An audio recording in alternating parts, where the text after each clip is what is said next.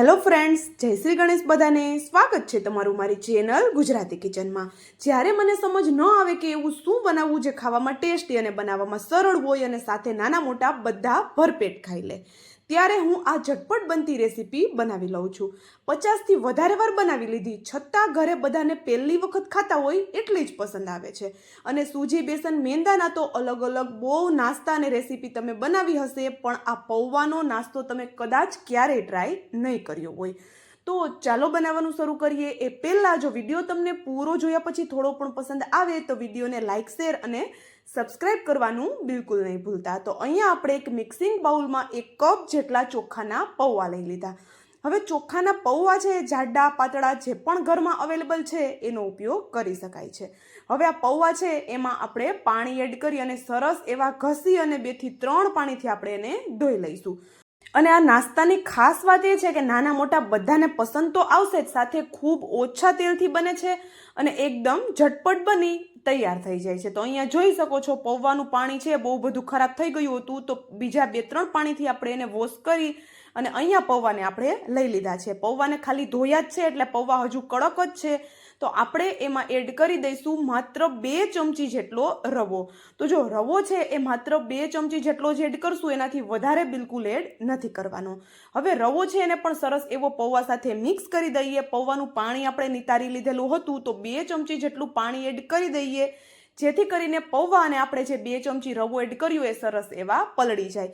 તો શરૂઆતમાં આપણે જ્યારે એને મિક્સ કરીએ છીએ ત્યારે હાથની મદદથી આ રીતે હલકું મસળવાનું છે, જેથી કરીને પૌવા છે એ અધકચરા થઈ જાય. તો ચાલો હવે આપણું મિશ્રણ છે એને થોડી વાર માટે પલળવા આપણે સાઈડમાં રાખી દઈએ. ત્યાં સુધીમાં બીજી એક નાનકડી પ્રોસેસ કરી લઈએ.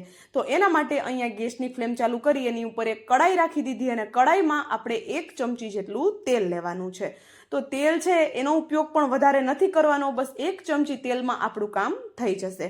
હવે એમાં અડધી ચમચી જેટલું જીરું એડ કરી દઈએ. જીરુંને સરસ એવું થવા દેવાનું છે. જીરુંની સરસ એવી સુગંધ આવવા લાગે એટલે આપણે એમાં હિંગ અને બારીક કટ કરેલા લીલા મરચાં એડ કરી દઈએ. મરચાંનું પ્રમાણ તમે તમારી રીતે થોડું વધારે ઓછું કરી શકો છો. મેં 1 મરચું લીધેલું છે. હવે અહીંયા આપણે એમાં બારીક કટ કરેલી ડુંગળી એડ કરી દઈએ અને અત્યારે આપણે જે પણ વસ્તુ લઈએ છીએ એને આપણે પ્રોપર કૂક નથી કરવાની. અને જો તમને લસણનો ટેસ્ટ વધારે પસંદ હોય તો ડુંગળી સાથે થોડું લસણ પણ બારીક કટ કરીને એડ કરી દેવાનું છે. હવે અહીંયા બાકીના બીજા શાકભાજી આપણે લઈએ, જેમાં આપણે એકદમ બારીક કટ કરેલી કોબી લીધી, બારીક કટ કરેલું ગાજર અને સાથે એક નાની સાઈઝની કાકડીનો ટુકડો લઈ લીધો છે અને અહીંયા એક મીડિયમ સાઈઝનું કાચું બટેટું જેને આપણે જાડા હોલવાળી ખમણીથી ખમણીને લીધેલું છે. હવે આ બધી વસ્તુને હાઈ ગેસની ફ્લેમ પર આપણે બસ 1 મિનિટ માટે થવા દેવાની છે. બધા શાકભાજી છે 1 મિનિટ થાય એટલે આપણે એમાં બારીક કટ કરેલું નાની સાઈઝનું ટમેટું એડ કરીએ. ટમેટું તમારે સ્કીપ કરવું હોય તો કરી શકો છો. સાથે આપણે અહીંયા સ્વાદ પ્રમાણે મીઠું એડ કરી દઈએ અને અડધી ચમચી જેટલો રેડ ચીલી સોસ, અડધી ચમચી જેટલો ડાર્ક સોયા સોસ અને સાથે 1 મોટી ચમચી જેટલો આપણે ટોમેટો કેચઅપ એડ કરીએ. હલકું એવું હું અહીંયા વિનેગર એડ કરું છું. વિનેગરની જગ્યાએ લીંબુના રસનો ઉપયોગ પણ કરી શકો છો. અને જો આ સોસ છે તમારે એડ ન કરવા હોય તો એની જગ્યાએ ઘરનું તમે મીઠું, મરચું, ધાણા જીરું એ બધી વસ્તુ તમે એડ કરી શકો છો, પણ આ સોસીસનો ટેસ્ટ આમાં એકદમ સરસ આવે છે. હવે બધું મિક્સ કરી અને તરત જ આપણે ગેસની ફ્લેમ બંધ કરી દઈશું. વધારે કોઈ મસાલા એડ નહીં કરીએ અને આ મસાલાને ઠંડો થવા માટે આપણે પ્લેટમાં લઈ લેવાનો છે. હવે આપણે જે મસાલો બનાવ્યો એમાંથી 2 ચમચી જેટલો મસાલો છે આપણે અલગ રાખી દેવાનો છે અને બાકીના મસાલો છે એમાં આપણે બાકીની વસ્તુ એડ કરશું. જેમ કે મેં અહીંયા આવી રીતે ક્રશ કરેલું પનીર લીધેલું છે. પનીર છે ટોટલી ઓપ્શનલ છે. તમને જો પસંદ હોય તમારી ઘરે બધાને તો એડ કરવાનું છે, બાકી તમે સ્કીપ કરી શકો છો. હવે ઘણા બધા શાકભાજી લીધા છે, સાથે જ આપણે સોસ પણ એડ કર્યા છે. તો મસાલો છે એ હલકો સોફ્ટ લાગે છે, મતલબ કે હલકો ઢીલો પડી ગયો છે. તો આપણે એમાં 2 ચમચી જેટલા ચોખાના પૌવા એડ કરીએ. પૌવાને ધોવાના નથી, ધોયા વગર જ સાફ કરી અને આપણે એડ કરી દેવાના છે. હવે આખા ચોખાના પૌવા એડ કર્યા છે એટલે આપણે એને મિક્સ કરી અને થોડી વાર માટે પૌવાને ફૂલવા માટે રાખી દઈશું, જેથી કરીને મસાલામાં જે વધારાનું પાણી છે એનાથી પૌવા સરસ એવા ફૂલી જશે અને મસાલો પણ આપણે જોઈએ છે એવો બની જશે. તો ચાલો એને સાઈડમાં રાખી દઈએ થોડી વાર માટે આપણે. અને ત્યાં સુધીમાં આપણે શરૂઆતમાં જે પૌવા પલાળીને રાખ્યા હતા તે જોઈ લઈએ. તો એકદમ સરસ એવા પલળી અને હવે સોફ્ટ થઈ ગયા છે. તો એને હાથની મદદથી એકદમ સરસ એવા આ રીતે મસળી લેવાના છે અને સાથે જ આપણે એમાં ફ્રેશ વાટેલા મરીનો પાવડર એડ કરીએ, અડધી ચમચી જેટલું જીરું એડ કરવાનું છે અને સ્વાદ પ્રમાણે મીઠું એડ કરી દઈએ. બાકી કોઈ મસાલા એડ નથી કરવાના. બસ આ 3 વસ્તુ એડ કરી અને ફરી પાછું બધું સરસ એવું મિક્સ કરી અને આ રીતે પ્રેસ કરી અને આપણે એનો લોટ બાંધી લેવાનો છે. કારણ કે પૌવા છે તો એના વધારે ટુકડા ન રહે એ માટે આપણે એને સરસ એવો લોટ બાંધીને રેડી કરી લીધો.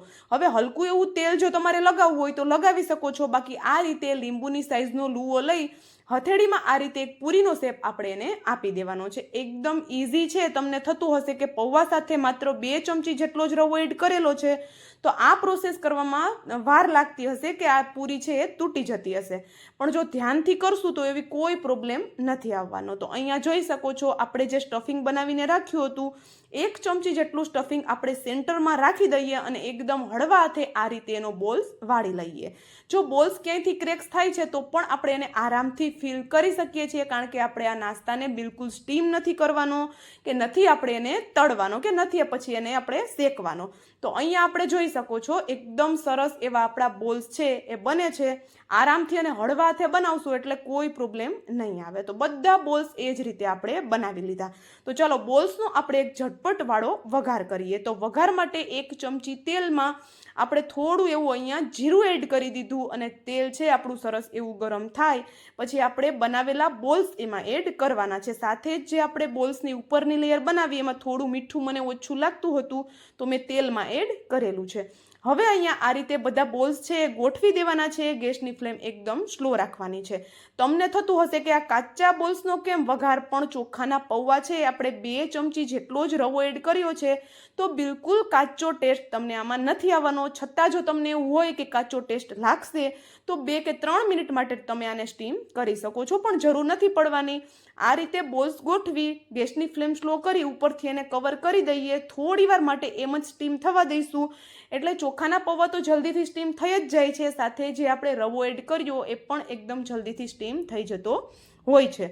તો અહીંયા જોઈ શકો છો આપણે થોડી વાર ફરી પાછું ઢાંકણ ઢાંકી દીધું અને એ જ રીતે આપણે એની સાઈડ થોડી વારે ચેન્જ કરી અને આપણે એને બધી સાઈડથી હલકા ક્રિસ્પી થઈ જાય ત્યાં સુધી થવા દેવાના છે. અને હવે તમે જોઈ શકો છો એકદમ સરસ એવા બોલ્સ છે એ થઈ ગયા છે. તો હવે આપણે જે બચાવેલો મસાલો છે એની ઉપર આપણે એડ કરી દેવાનો છે. હવે આ મસાલા સાથે બધા બોલ્સને એકદમ સરસ એવા હાઈ ગેસની ફ્લેમ પર આપણે એને આવી રીતે ફેરવી અને શેકવાના છે. તો જોઈ શકો છો એકદમ ધુમાડા નીકળે છે અને આ જે મસાલો આપણે એડ કર્યો એની એકદમ સરસ એવી આમાં સુગંધ બેસી જવાની છે. તો એકદમ યુનિક નાસ્તો છે, સાથે ખાવામાં એટલો ટેસ્ટી બને છે કે મને વિશ્વાસ છે એક વખત બનાવી લીધા પછી તમે આને વારંવાર બનાવશો અને કાચા રહેવાનો બિલકુલ ડર રાખ્યા વગર તમે આને ટ્રાય કરી શકો છો. અને જો વિડીયો થોડો પણ પસંદ આવ્યો હોય તો લાઇક, શેર અને સબસ્ક્રાઈબ કરવાનું નહીં ભૂલતા અને સાથે મને કોમેન્ટ કરીને પણ જરૂરથી જણાવજો કે તમને મારો આ વિડીયો કેવો લાગ્યો. તો ચાલો હવે મળશું આવા જ એક નવા વિડીયો સાથે. ત્યાં સુધી જય શ્રી ગણેશ બધાને and thank you for watching.